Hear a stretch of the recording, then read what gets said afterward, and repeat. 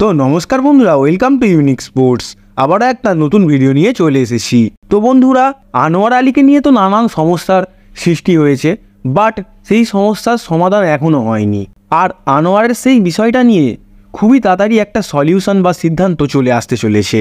আর বন্ধুরা, আনোয়ার আলীর কেসটা আলাদাই একটা মোড়ে গিয়ে পৌঁছেছে। আনোয়ার আলীর কেসটার সিদ্ধান্ত নেবে এআইএফএফ এর পিএসসি 2 আগস্টের দিন। এবার বন্ধুরা, 2 আগস্টের সিদ্ধান্তের জন্যই সকল লোকে অপেক্ষা করছে। এবার ওই সিদ্ধান্তটা যদি মোহনবাগানের দিকে হয় তাহলে আনোয়ার হয়তো মোহনবাগানে থাকবে, আর যদি সিদ্ধান্তটা মোহনবাগানের বিপরীতে হয় তাহলে আনোয়ার হয়তো চুক্তি ভঙ্গ করে দিল্লিতে ফিরে যাবে, তারপর হয়তো দিল্লি থেকে ইস্টবেঙ্গলেও যেতে পারে।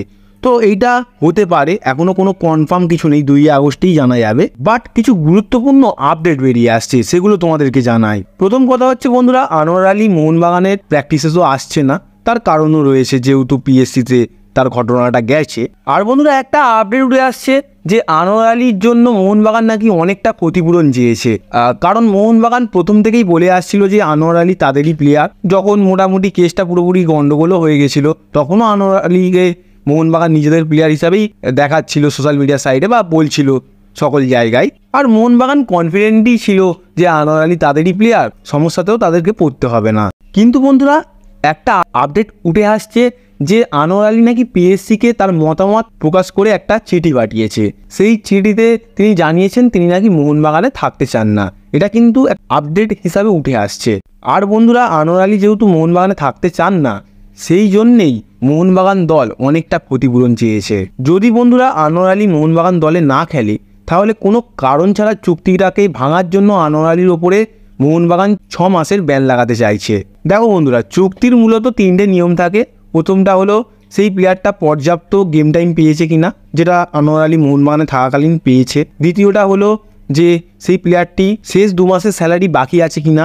আর বন্ধুরা, তোমাদের বলে রাখি যে মোহনবাগানে আনোয়ার আলীর কোনো স্যালারিও বাকি নেই। আর একটা নিয়ম হচ্ছে যে মোহনবাগানের কোনো ম্যানেজমেন্ট বলো, কোনো মোহনবাগান টিমের কারোর দুর্ব্যবহার আনোয়ার আলীকে আঘাত করেছে কিনা। তো এটাও ঘটেনি। তো 3টে যে বিষয় রয়েছে, সেই 3টে বিষয়ের মধ্যে একটাও ঘটেনি বলেই জানা গেছে। কিন্তু বন্ধুরা, যেহেতু এইরকম কোনো ঘটনা ঘটেইনি, তারপরেও আনোয়ার আলী ইচ্ছা করে তার চুক্তি ভঙ্গ করতে চাইছে, সেই কারণে মোহনবাগান দল ক্ষতিপূরণ চেয়েছে যে আনোয়ারকে 6 মাসের ব্যান দেওয়া হোক।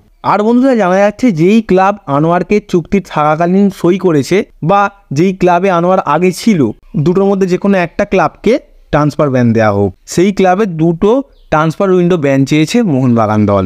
তো বন্ধুরা, তোমাদের বলে রাখি, যদি মোহনবাগানে আনোয়ার আলী থাকে তাহলে তো কোনো প্রবলেম নেই, কিন্তু তিনি যদি না থাকে তাহলে কিন্তু প্রবলেম হবে।